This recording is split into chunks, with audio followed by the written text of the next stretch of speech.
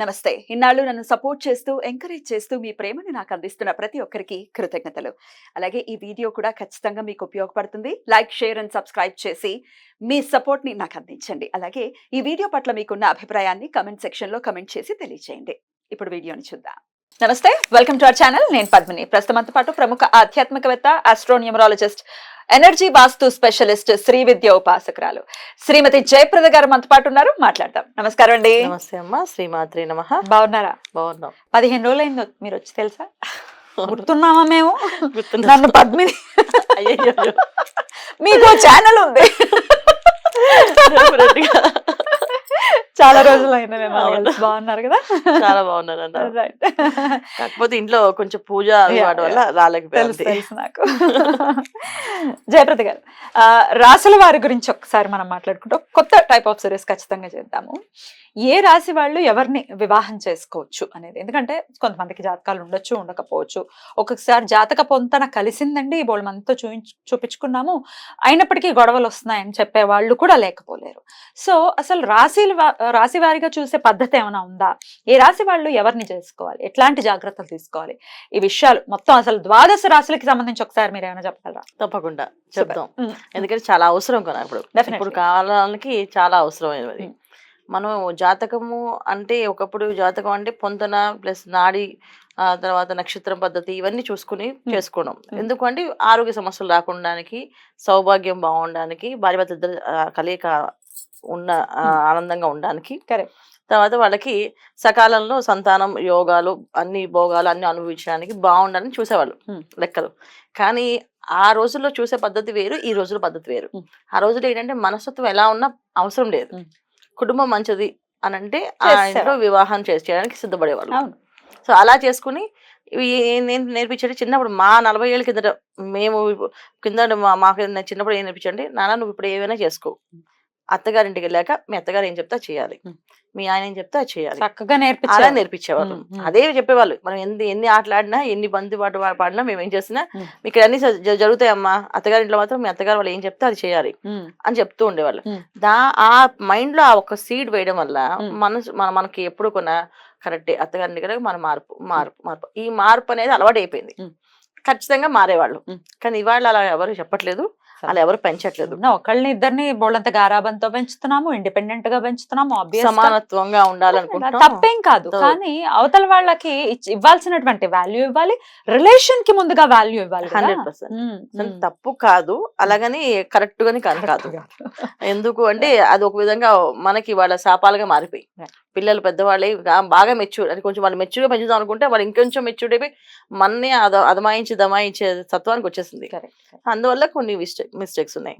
అందుకని ఇప్పుడు మనం ఈ రాశి తత్వాలు చూసుకోకపోతే ఏమవుతుందంటే, ఇవాళ రోజున పిల్లలు వివాహం అంటే ఒకసారి ముడిపడితే ఇంకా లైఫ్ లాంగ్ అంతే, అది మంచివాడైనా చెడ్డవాడైనా మన ప్రారంభ కర్మ ఎలా ఉంటే అలాగే వస్తుందని చెప్పి మన పెద్దవాళ్ళు చెప్పేస్తారు, అలాగే ఉండేవాళ్ళు. ఇవాళ అడ్జస్ట్ అవ్వట్లేదు. ప్రారంభ కర్మలో అవన్నీ తీసి పక్కన పడేసి, నాకు వాళ్ళ మైండ్ సెట్ నాకు నచ్చలేదు, వాళ్ళ మనసుతో నచ్చలేదు తీసేసి మళ్ళీ డివోర్స్ తీసుకుంటున్నారు, ఇంకో వివాహానికి ఈజీగా వెళ్ళిపోతున్నారు. నెక్స్ట్ వచ్చే వాళ్ళలో కూడా మైనస్లు ఉంటాయి, ఏ మనిషిలో ఉండవు మైనస్లు ఉన్నా మళ్ళీ ఇంకోటి చేసుకుంటామని చెప్తున్నారు. అలా తయారయ్యారు ఇప్పుడున్న యువతి. అందుకని ఒకసారి ఆచితూచి మనం అడుగు వేస్తే వివాహం దాంపత్య జీవితం అనేది. మరి ఏ రాశి వాళ్ళు ఎలాంటి జాగ్రత్తలు తీసుకోవాలనేది ఇప్పుడు ఒకసారి తప్పకుండా. మరి మకర రాశి వారు ఏ రాశి వాళ్ళని వివాహం చేసుకోవచ్చు, ఏ రాశి వాళ్ళని వివాహం చేసుకోవద్దు? తప్పకుండా మకర రాశి వాళ్ళు ఏ రాశి వాళ్ళు చేసుకోకూడదు అంటే, చేసుకోకూడదు అనే కన్నా ముందు వీళ్ళు కొన్ని విషయాలు మారాలి. ఎందుకంటే మకర రాశి వాళ్ళు చాలా మంది మకర రాశి తత్వానికి ఏంటంటే శని భగవాన్ రాశది. సో అందుకని కొంతమందికి 30 ఏళ్ళ తర్వాత మెచ్యూరిటీ లెవెల్స్ వస్తాయి, కొంతమందికి చిన్నప్పటి నుంచి మెచ్యూరిటీస్ ఉంటాయి. అంటే వాళ్ళ జాతకంలో యోగాలు బాగుంటే 100% చిన్నప్పటి నుంచి వాళ్ళు యాక్టివ్గా ఉండి ప్రతి విషయాన్ని క్షుణ్ణంగా తెలుసుకొని ప్రతిదీ పరిశీలన చేసుకొని చాలా జాగ్రత్తగా ఉండగలుగుతారు. కొంతమంది 30 years వచ్చే వరకు ఏం చేస్తున్నారో, అసలు ఏం చదువుతారో, అసలు ఏమవుతారో వీడు అనేది చాలా మందికి ప్రశ్నార్థకంగా ఉండిపోతుంది. సో వీళ్ళకి వివాహం 30 years అవుతే వివాహం అవుతుంది, చాలా బాగుంటుంది వివాహం. ఎర్లీగా అయితే ఒక డివోర్స్ అవుతాయి. అందుకని వివాహం చేసే విషయంలో కొన్ని జాగ్రత్తలు తీసుకుంటే వస్తేనే బెటర్. 30 ఏళ్ళ తర్వాత వివాహం అవుతుంది, జనరల్ గా అంతే అవుతుంది. వీళ్ళు సెటిల్మెంట్ అంత లేట్ గా అవుతుంది వీళ్ళకి. ఒకవేళ ఎర్లీగా చేసుకోవాల్సి వస్తే చూసుకోవాల్సిన రాశి వీళ్ళు, అది కంపల్సరీ ఈ రాశి వాళ్ళని చేసుకోకూడదు వీళ్ళు. సో వీళ్ళు ధనస్సు చేసుకోకూడదు, కుంభాన్ని చేసుకోకూడదు, మీనాన్ని చేసుకోకూడదు. సో మకరానికి మెయిన్ ఏంటంటే ధనస్సు వాళ్ళకి శుభ్రత అవి నచ్చదు. తర్వాత కుంభం.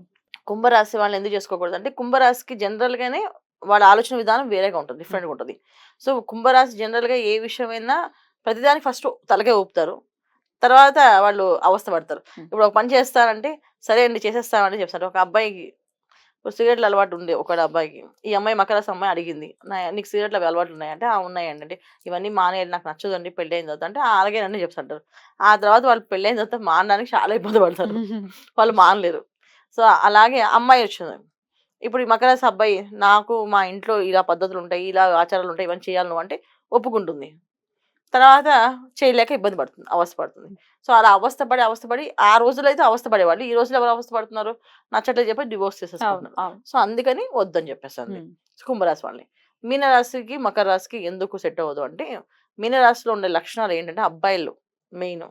సో వాళ్ళు కొంతమంది ఆధ్యాత్మికంగా జ్ఞానం కొన్ని విషయాలు బాగా చెప్పడంలో అనాలిసిస్ చేయడంలో ఉంటారు. కొంతమంది అసలు ఏం పట్టించుకోకుండా ఫ్యామిలీకి ఉన్న ప్రయారిటీస్ ఏమి ఇవ్వరు, వాళ్ళ పని వాళ్ళు చేసుకుంటారు. కానీ మకర రాశి వాళ్ళ అమ్మాయిలు పర్టికులర్గా పట్టించుకోపోతే ప్రతి విషయాన్ని ప్రశ్నిస్తూ ఉంటారు. ఆ ప్రశ్నించడం వాళ్ళకి నచ్చదు. ఎందుకంటే అక్కడ గురుదత్వ రాశి కనుక మీనరాశి జనరల్ ఎవరైనా ప్రశ్నిస్తే ఎవరికి నచ్చదు కదా. సో ప్రశ్నిస్తే వాళ్ళు నచ్చదు. సో అక్కడ అమ్మాయిలు అనుకోండి, ఇక్కడ అబ్బాయిల్ని వీళ్ళ సోంబేతత్వాన్ని వీళ్ళ బద్ధకాన్ని ఒక విధంగా చెప్పాలంటే కొంతమంది అన్ని పర్ఫెక్ట్గా ఉండాలని మాట్లాడితే తప్ప వాళ్ళు చేసే పనులు ఏ పర్ఫెక్షన్ ఉండదు. అది వాళ్ళు నచ్చదు, వాళ్ళు భరించలేరు. దానికి కూడా వీళ్ళు ఒప్పుకోరు. అందుకనే వద్దని చెప్పేది. ఏ రాశి వాళ్ళతో పడుతుంది వీళ్ళకి? మకర రాశి వాళ్ళకి మేషరాశి. మేషరాశి వాళ్ళు పరిగెట్టిస్తారు, లేకపోతే పరిగెట్టించ చేస్తారు. కావాలంటే కంపల్సరీగా ఎలా అంటే ఇంకా కంపల్సరీ చేయాల్సిందే, నువ్వు చేయాల్సిందే చెప్పి వాయించి పడేస్తారు. అమ్మాయిలైనా అబ్బాయిలైనా అంతే. సో డెఫినెట్గా మారుతాయి. మకర రాశి అమ్మాయిలతో ప్రాబ్లం లేదు, కానీ అబ్బాయిలతో కొంచెం ఇబ్బంది ఉంది. సో అందుకని ఆ అబ్బాయిల్ని కొంచెం ఫాస్ట్గా వెళ్ళాలంటే మేషరాశి అమ్మాయిలే కరెక్ట్ వీళ్ళకి చేస్తారు. సో వృషభ రాశి వాళ్ళు మళ్ళీ చేసుకోవద్దు. మిథున రాశి వాళ్ళు కష్టమే వీళ్ళతో. కర్కాటక రాశి ఆటోమేటిక్ గా మోల్డ్ అవుతుంది కనుక చేసుకోవచ్చు. రైట్ అండి. ఆల్రెడీ మీరు ఇప్పుడు చెప్పిన రాశుల వాళ్ళని మేము ఆల్రెడీ పెళ్లి చేసుకున్నామండి, మరి ఎట్లా ఇంకొక ఆల్టర్నేటివ్ అంటే ఏం చెప్తారు? ఖచ్చితంగా వీళ్ళు మకర రాశి వాళ్ళు గణపతి ఆరాధన చేయడం వల్ల ఏంటి వీళ్ళకి ఆ జ్ఞానం అనేది పర్ఫెక్ట్ గా ఉంటుంది. ఎందుకంటే చాలా మంది మకర రాశి మాకు అన్ని తెలుసని అన్ని చెప్తారు. ఎందుకంటే మకర రాశి ఉన్న నక్షత్రాలు కూడా అలాగే ఉత్తరాషాఢ నక్షత్రం, రవి నక్షత్రము, ధనిష్ట నక్షత్రము, తర్వాత శ్రవణ నక్షత్రం. ఈ 3 నక్షత్రాలు పవర్ఫుల్ నక్షత్రాలే, కాదనట్లేదు. కానీ రాశి మకర రాశి అవడం వల్ల శని భగవాన్ వల్ల ఈ నక్షత్రాలకి anti combination. Correct. So anti combination వల్ల వాళ్ళకి ఆ మెచ్యూరిటీ లెవెల్స్ కొంతమందికి వస్తున్నాయి, కొంతమంది రావట్లేదు. సో దానివల్ల మీరు కామెంట్ పెట్టి అలా అన్నారంటే అనుకోకండి. ఖచ్చితంగా వీళ్ళు గణపతి ఆరాధన చేయడం వల్ల అనుగ్రహం కలుగుతుంది. ఎందుకంటే కుజ నక్షత్రం ధనిష్టకి.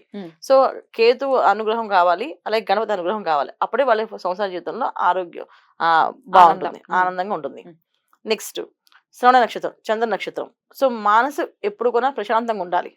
సో దానికి గణపతి ఆరాధన చేయడం వల్ల ఒక నిలకడ వస్తుంది. తర్వాత ఉత్తరాషాఢ నక్షత్రం, రవి నక్షత్రం. సో ఎప్పుడైనా రవి నక్షత్రంలో ఉండడం వల్ల మకర రాశిలో యాంటీ కాంబినేషన్స్, ఇది నిజంగా శని భగవాన్ రాశి కనుక యాంటీ కాంబినేషన్స్ లైఫ్ లో సెటిల్ అవ్వడం కానీ సెటిల్మెంట్ గా రావడం కానీ లేట్ అవుతుంది. సో లేట్ అవుతుంది కానీ గణపతి ఆరాధన చేయడం వల్ల ఫాస్ట్ గా రిజల్ట్ వస్తుంది. సో వీళ్ళు గణపతి ఆరాధన చేయడం వల్ల మంచి అమ్మాయి దొరుకుతుంది. ఒకవేళ వివాహం అయిపోతే గణపతి ఆరాధన చేయడం వల్ల వాళ్ళ కాపురం సెట్ అవుతుంది. చాలా అద్భుతంగా వివరించారండి. ఇక నెక్స్ట్ ఎపిసోడ్ లో కుంభరాశి గురించి మాట్లాడుకుందాం. Thank you. నమస్తే. శ్రీమాత్రే నమః.